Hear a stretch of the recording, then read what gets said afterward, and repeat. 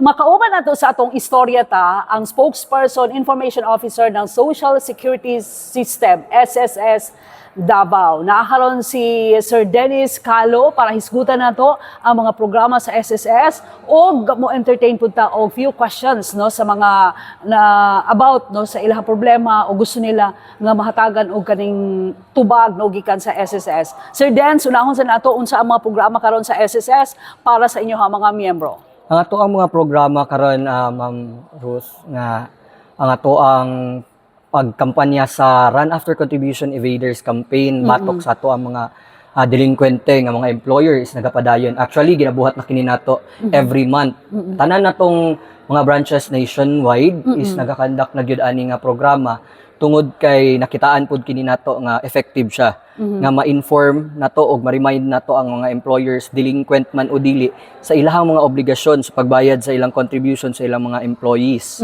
Kay lisod pud gyud kaayo nga ma-delay ang contribution sa ilang mga employees, Ma'am Ruth, tungod kay dili sila dayon maka-claim sa ilang mga kinahanglan nga mga benepisyo sa SSS. Based lang po na siya sa mga experience nato, especially sa mga complaints nga kung kanusa sila nang hinahanglan nga mag-apply og sickness, maternity, dili dayon sila maka-apply tungod kay wala di ay nabayaran ang ilahang binulan na contribution. Sa Davao region or specifically sa Davao City, sir, pila na ba ang ato ang mga na penalized no due to kanang failure sa ilahang contribution sa ilang mga empleyado? For now, sa Davao City po, sa division, sa Mindanao Southwest Division, nga natay 8 ka mga branches under sa to ang jurisdiction. Natay na kuan ng 46 ka mga races, ubay-ubay na po ang ato ang naadtuan ng mga employers ng mga delinquent. And so far, kini manggulong ato ang mga employers, ma'am, is mo comply sila. Once gani nga mag-file na tanan sa prosecutor's office, makadawat na sila either summon or worst is kuan na gyud warrant na gyud ilang madawat. After manggud-an na nga mga senaryo is naga-comply sila. Hulaton matinga mo pud namong katingalahan, ma'am, nga nganong hulaton pa nato nga ma-file na ang kaso, usa pa ta magpakita sa SSS where in fact taas kaayo og lugway nga gihatag sa SSS bago kita moabot anang pinaylay og kaso. Okay. So Like unsa to ang proseso, sir, bago mo abot sa punto na adto na ta sa pinaylanay og kaso? once makita ni SSS nga naas tay contribution nga wala nabayaran sa sulod sa unom ka bulan based on the record, is automatically makonsiderar siya nga delinquent. Okay. Ato ang employer. So ang atong accounts officer in charge magpadala ta og statement of account. Mao na una nato ipadala dito sa employer. If ever after 15 days gikan sa atong pag-issue og statement of account wala pa gihapoy compliance, wala gid sila nakipag-communicate with SSS, mapugos SSS nga magpadala na og billing. Once na nay billing nga napadala, musunod na niya wala gihapon sila ni comply, musunod diha ang demand letter. Nagikan na siya sa ato ang legal enforcement. Demand letter, pag na-demand na sila, diha na musulod. Actually, napagani isingit bagay namo ning kaning race campaign nga amo gyud mismong vice president muadto gyud mismo sa mga establishmento nga subject for race campaign, siya ang issue sa notice of violation during the activity para pahinumduman ang kining maong delinquenting mga employers. So taas gid ang proseso, di ba? Oo. Taas kay ang higayon, ma'am, na unsa may ihatag factor? What do you think, sir? Ang factor nganong diha pa mo settle si employees si employer, tama, si employer, kung naana sa prosecutor ang kaso? Ang akong mabantayan personally sa ato ang mga employers is they take SSS as a joke. So naay mga employers, ako ni agi ko og naka-experience ko sa trabaho sa accounts officer. Naga-issue, nakatry ko o na-expose ko sa pag-issue ng statement of account, kaning ato ang ginatawag nga billing letter diha sa ato ang mga delinquenteng employer. So makita nato nga si SSS ila lang paunya-unyaon. Usahay gani di gay mi pasudlon sa ilang establishmento. Dili mi i-attend. So igo ra gid mi mo deliver. Pag wala gihapon sila kuan mapugos gid mi nga mo-file og kaso. Actually dili gid na siya ang tumong ni SSS nga mag-file lang og kaso kay una-una lisod kaayo nga mag-file tag kaso niya at the end of the day makipag-settle ra di ay. And also atong ginalikayan nga magbaha ang mga kaso diha sa korte, which is daghan na gid pod kaayo. Dugag-dugag ra mo. Dugag-dugag rata. Nya mo kuan lang gid gihapon. Mo nang Oo. puspusan ang paghangyo. Wait ha, kung naana sa prosecutor, prosecution's office, tama sir, no? Ang kaso nila niya mapadalan sila og summon, diha sila mo settle, tapos upon settlement ba dapat bayaran nila ang ilang obligasyon nga katong mga unpaid na contribution or pwede na po nila staggered na siya nga bayaran? Naay gina-offer si SSS nga installment nga payment terms para kinis ato ang mga employers, especially magalisod na kay kasabot man taan nga mudako gyud nang mo-bloat gyud ng ilahang obligasyon sa SSS, especially magdugay tungod kay aduna kitay 3% na penalty. Okay, oo. So, sa kanang 3% na penalty unsa na per year, per month, Per month. annum, per month na siya. Yes. So dako-dako gid ay. Dako-dako gyud, especially kung ang ato ang establishment is ubay-ubay ang empleyado. Nya moingon na lang tag 570 lang gani ang binulan niya, daghan man sila, so dako gyud siya per month plus penalty pa. So ginakonsiderar ni SSS nga matagaan sila og kagaanan sa ilahang pagbayad sa obligasyon. Mao natay kaning installment nga term.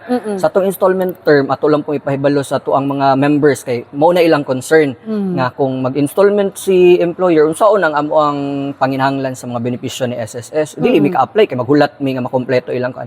So sa ato manggong installment ma'am, magsabay gyud dapat ang delinquent nga mga bulan og okay. ang Updated. current. Oo. So sa isa ka bulan duha ka buok ang ilang bayaran nga contribution. I see. Kay para masiguro gyud ni SSS nga dili mapagan ang kining atong mga members sa pag-apply sa ilang mga benepisyo. Okay, Kay okay. grounds pud sa cancellation of contract, ma-default pud ang atong kontrata nga gipirmahan sa sulod anang installment nga payment term kung dili na mobayad si employer sa iyahang current. Di gid na siya pwedeng katulang delinquent iyang bayaran i-installment niya. Dili siya magbayad sa iyang current nga obligation. Oo. So pangutana, negotiable ba ang kining penalty?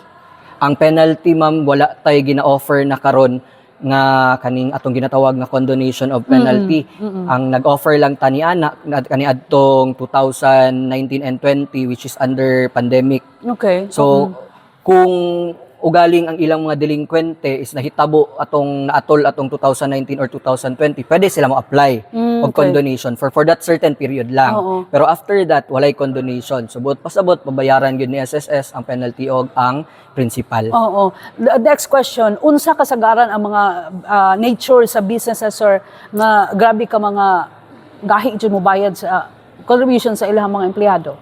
Ang common nga reported sa amua nga mga ahensya or mga establishmento ma'am is kaning mga agency. It's either manning or security agency which is dagko gyud kayo na sila nga mga kumpanya pod nga maglisod pod si SSS og monitor og habol pod ani nila tungod kay ginatabok-tabok nila ang ilahang mga Opisina. empleyado. Okay. So naamang gud tay mga agencies nga lahig pangalan pero isa ray tag-iya. So kung magkulang ang ilahang for example security agency, kung magkulang ang ilang security card diri sa Pikas, pull out sila sa Pikas ibutang nila diri. Nya wala na day gibayran diri sa sa iyang gibalhinan. So karon pag abot sa mga complaint, madugo kay ang proseso tungod kay si SSS maghagilap kung asa gyud tinuod di ay ni nga reported nga empleyado si aning empleyado kay tungod kay kung ang empleyado ray mo pangutan-on naa siya sa company A pero di ay ang iyang ginatrabahuan kung asa siya gi-deploy is kuan kaning business partner or kaning kuan sa ato ang kaning agency sa employer B. So though ma-resolve gyud gihapon na siya pero dako tag trabahoon. Pero dili na siya ikahadlok gihapon sa ato ang mga members kay committed man si SSS na protektahan ang ilahang katungod. Okay. So at least naklaro na. Pero at this point, no, I'd like to entertain a few questions. Some questions, no, gikan sa ato ang mga kuan, kani mga followers nato, no, nga umabot pod sa ato ang page tungkol sa AKOP. Ano itong AKOP, Sir Dens? Ang AKOP po ma'am is ang annual confirmation Annual of confirmation pensioner. of pensioners. Yes. Okay. Ano po ang masusunod na pagpunta? Ano po ang masusunod sa pagpunta para office ng SSS para ma-update o mag-update ang survivor? Birthday po ba ng namatay na miyembro o last digit ng SSS number ng namatay? Parte po bago po nating guidelines pertaining sa compliance for annual confirmation of pensioners. para hindi na po mag-conflict at maguluhan yung mga pensioners natin, ginawa po ni SSS na yung basehan is birthday na po Oo. ni member. Okay. So, birthday na ni member. Yes. Dati pala, ano, sir? Kung kailan namatay. I see. Contingency date. Okay. For if ever ang yung tinatanggap nila is death pension, yung survivor pensioner. Yung sinusunod kasi dati is yung contingency date kung kailan namatay si member. Pero dahil po sa nangyaring mga confusion regarding that, kasi for retirement ang nasusunod is birthday ni member, pagkatapos yung sa death benefit or death pension is nasusunod yung kung kailan namatay. So may mga confusion na nangyayari sa mga claimants natin. Kaya sa bago nating guidelines is ginawa na nating isa na lang. Okay, uniform na Birthday, sila. uniform na po lahat. At least hindi magulo, di ba? Yes po. Oo. Dagdag na lang po din natin, ma'am, na yung akop po natin for compliance every year, especially po sa ating mga retiree pensioner, hindi po required ang mga retiree pensioner na nasa Pilipinas lang po nakatira at aging 80 years old pababa na mag-comply for annual confirmation of pensioner. Ang required lang po is yung mga 80 years old and up na nasa Pilipinas nagre-reside at tumatanggap ng retirement pension at yung nasa abroad. Annual po talaga yun gagawin yung annual confirmation of pensioner para po maiwasan po natin yung suspension ng ating monthly pension. Okay. So another question from Tambulit Choi. Can I ask how can my relative get her cashback in SSS? Ano tong cashback? As to cashback, wala pong word na cashback sa SSS or baka yung ibig sabihin niya is retirement. Okay. Kasi kung sabihin natin cashback, ibig sabihin kinukuha na po natin yung contribution natin sa SSS, and that's the time na yung sa retired na tayo or mag-apply na tayo ng retirement pension. Oo. So pwede pala makuha, sir. Yun ba yung lump sum? Meron tayong dalawang options sa pag-file natin ng retirement pension. Oo. Lump sum and monthly pension. Okay. Allowed lang po tayo mag-lump sum if hindi po tayo qualified for monthly pension, in which below 120 months po yung contribution I natin. see. So pwede natin makuha yon. Yes, Buo. at the age 60. At the age of 60. Yes. Okay. Pero if ever yung contribution po natin is more than 120,000, in which exceed na po siya sa requirements ni SSS na 120 months, wala pong lump sum, Pension na siya. monthly pension po tayo, pero meron po tayong option na mag-advance 18 months. Okay.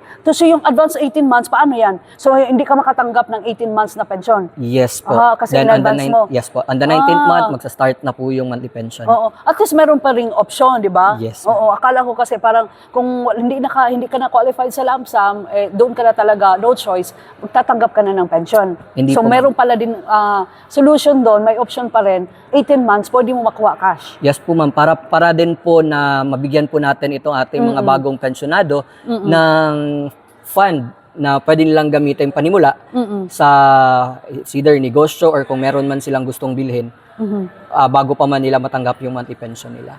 Okay, so klaro po 'yon. I think okay, kasi malayo daw yung pero dapat sila, sir, kahit malayo yung opisina ng SSS, dapat pupunta sila doon. Tama ba? Wala bang online na pwede sila maka-query? Good thing about our ACOP compliance po sa ngayon is marami na po tayong option.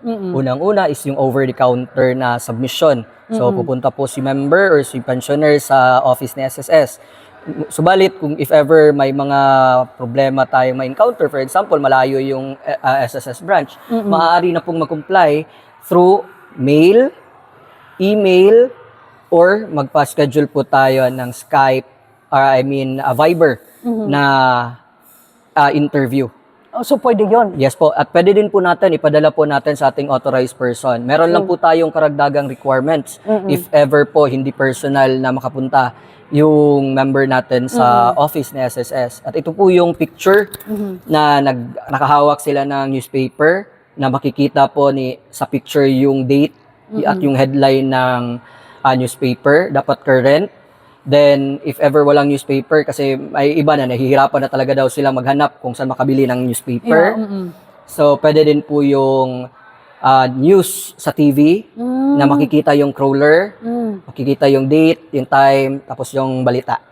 So, pwede nila yung i-attach, tapos additional po natin. Sa online, wala? Hindi pwede? Pwede nila yung i-submit. Online? Yes po, through email. Okay. Or kahit ipadala nila through local mail, pwede din po yan. Okay. Address lang nila sa branch ng SSS. Basta siguraduhin lang po nila na kompleto po yung contact information kasi meron po tayong ikakonduct na verification. Okay. I think no, natapos na yung question sa mga gusto lang talaga malaman no, ng mga ating mga followers kung yung mga question nila or mga inquiry about sa SSS. Actually, meron pa. Pero hindi, yung mga nag-message lang, no, merong mga yung na-post ko na item yun na nagko-question din sila. Anyways, how much ba yung binabayaran ngayon ng mga miyembro ng SSS OFW, kato mga wala ng trabaho, magkano yung may trabaho, magkano ba yung monthly contribution na? Ang monthly contribution minimum po natin based on the 14% na contribution rate from 2022 to 2024 is nasa 570 na po yung minimum natin at 4,200 po yung maximum. Then 4,200 maximum na yun, no? yes po. Hindi po ibig sabihin na maximum na po yung 4,200 is para po yun lahat na contribution sa regular na SSS contribution natin. 2,800 lang po yung mapupunta dyan sa regular SSS contribution at ang yung 1,400 niyan is mapupunta po sa tinatawag po nating My SSS Pension Booster Mandatory. So dalawang alkansya na po yung papasukan ng ating contribution in which yung My SSS Pension Booster Mandatory po natin is mag-earn po siya ng interest income every year. Technically, this 2024 target po ng SSS is makapagbigay po tayo ng 7.2 return on investment, dividend po. Then, hopefully, maganda po yung takbo ng financial markets natin para din maganda din po yung return of income natin every year. Okay, so ito pa sir, ano ba yung, bilang miyembro, ano ba yung makakuha na benepisyo nila mula sa pagbabayad nila sa SSS? Yes po, maganda po yung pagiging miyembro sa SSS kasi po ang SSS ay nagbibigay po ng iba't ibang mga benepisyo sa ating mga kwalipikadong mga miyembro, kagaya na lang po ng maternity benefit, sickness benefit, meron din po tayong unemployment benefit, disability, meron tayong retirement, funeral, and death benefit. So kung in summary po, from womb to tomb, yung benepisyo na maibibigay po ni SSS. So pag sa paghuhulog po natin sa SSS, wala po tayong talo. Okay, wala po tayong talo kasi panalo tayo pagdating ng panahon. Actually, ang daming benepisyo na makukuha natin no, kung tayo ay miyembro, lalo na kung umabot ka doon sa maximum no, na monthly contribution natin. Okay, so ito mga overseas Filipino workers, ganun din sir, yung meron ba silang specific na monthly contribution or rate? As to land-based po na mga OFW po natin is still maximum din po natin is 4,200.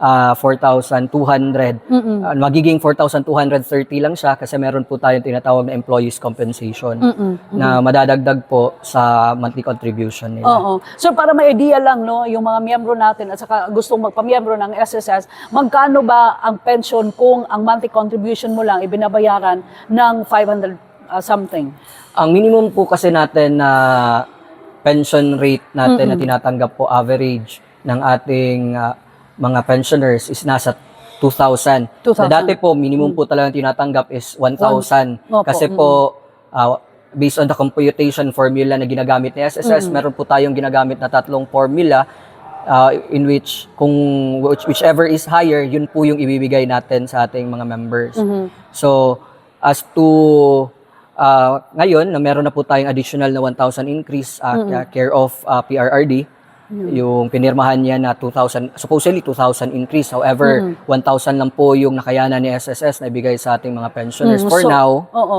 So, naging 2,000 po siya. So, yun yung 2,000? Yes po. Oo. Pero kung umabot ka na sa maximum na monthly contribution mo na 4,000, how much yung monthly pension?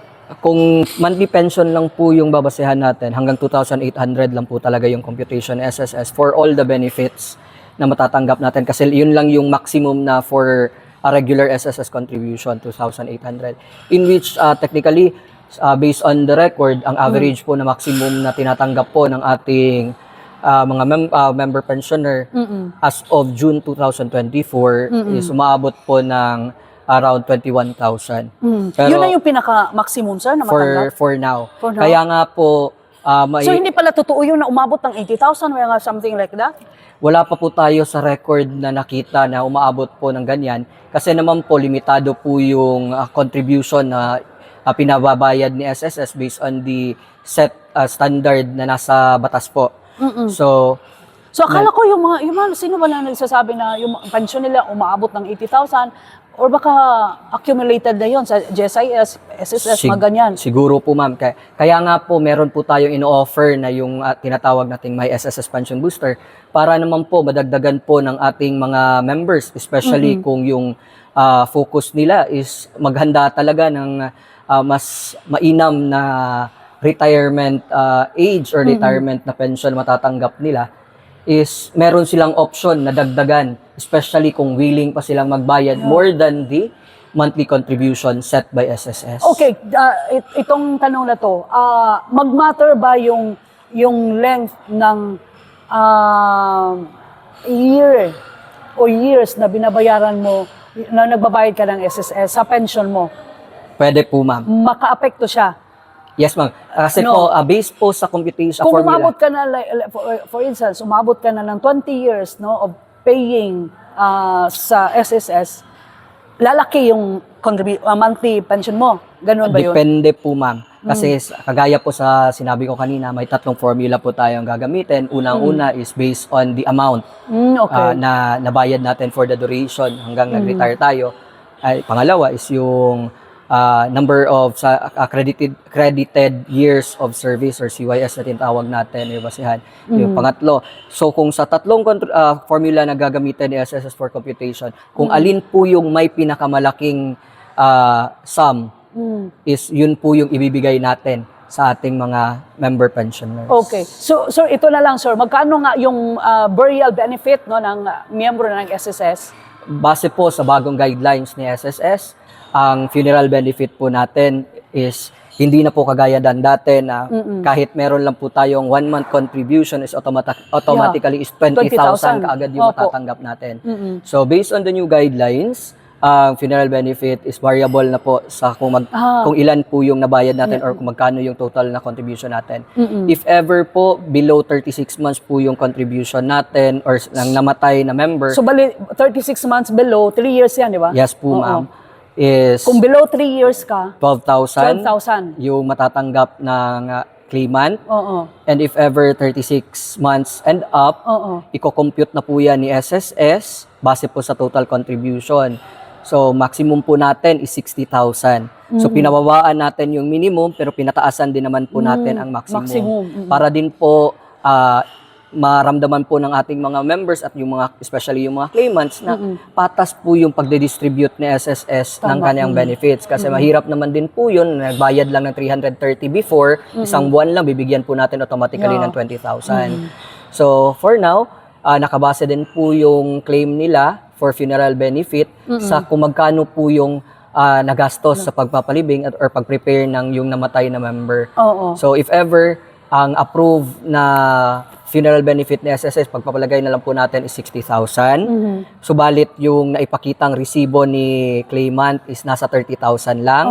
Paano So, therefore, 30,000 lang din po yung maibibigay ni SSS sa kanila. Reimbursement na lang po. Okay. Pero maganda kung married ang namatay kasi priority po na mag-claim si wife or si spouse sa pag-claim ng funeral benefit. Hindi na po natin ito hinihingan po ng receipt if spouse yung claimant. Okay. I see. Meron lang pong certification na i-approve nila o i-certify nila online na sila po yung gumastos ng preparation sa funeral ng namatay. So, yun yung kung ang claimant is spouse? Yes po, ma'am. Pero kung mga relatives or mga anak na dapat, they should present a receipt, no, sir? Yes. O yung resibo ba, dapat like binabayaran mo sa funeral or yung expenses mo? Ganun ba yun? As to bagong policy po, hindi na po talaga siya kagaya dati na sinasali po yun natin yung mga gastos sa Yung sa mga bread, biscuit, mga drinks, mga Kape. kape. Dati, tinatanggap po yan ni SSS. Wallet ngayon, ang tinatanggap na lang po natin is yung mga ginamit talaga sa preparation for the funeral ng ating namayapang member. Oh, example niyan, sir, yung sa viewing. Yes po. Oh, sa viewing. Cremation. Oo, sa cremation Yung or doon sa kabaong. kabaong and sa kanang Yung digging. digging, Oo, yes, pagpapalibing, correct po. Yes diba? po. Okay. So, at least klaro. What about sa maternity?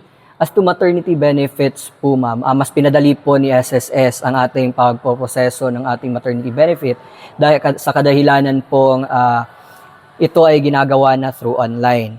So for voluntary, non-working spouse, OFW members, self-employed members, sila na po yung magsasubmit ng kanilang application through their online account sa my.sss. So, dapat lang po siguraduhin nila na nakapag-sign up na po sila sa www.sss.gov.ph at meron na silang online access at makapag-enroll na po sila ng disbursement account. Kung saan po doon po i-disperse yung proceeds nila. Okay. Ang requirements lang din po naman dyan is yung birth certificate ng bata. So, kailangan din po nilang mag-comply. Kung nalaman na nilang buntis sila is mag-notify sila sa SSS na buntis po sila. Mag-attach lang po sila, mag-upload sila ng proof of pregnancy. Then, as to employed members po natin, si employer po yung magpa-process ng ating maternity benefit. So, kailangan lang po nating mag-provide ng birth certificate din sa ating employer. And siguraduhin lang po natin na compliant din po itong ating mga employers.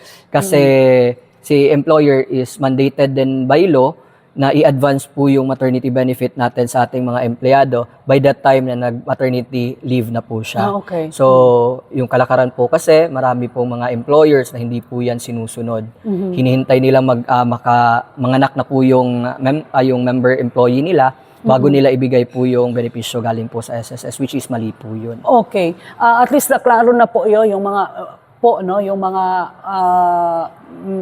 basic na mga tanong. Actually, daghan pa kaita mga pangtanang gusto nato sa SSS through sa ato spokesperson, information officer nato sa SSS Davao Region, si Sir Dennis Acalo. Pero in some other time, makauban na nato sila and we will also entertain itong mga online questions and yung mga questions po about sa kining SSS. But anyway, Sir Dennis, basig na pa kay ano? Yes po, para po sa ating mga tagapakinig at tagapanood is nagpapaabot lang po ng Social Security System na mag-ingat po tayo sa mga fraudulent text messages na dumadating po sa ating mga cellphone na dinadala po yung pangalan ng Social Security System. Hindi po gumagamit sa SSS ng mga typical or mga regular lang na mga cellphone numbers, kundi SSS po talaga yung caller ID na lalabas po sa mga cellphones natin. So, mag-ingat lang po tayo sa mga phishing upang hindi po maibigay natin yung mga personal information natin. At ingatan din po natin ang ating mga user ID at password sa online account po natin.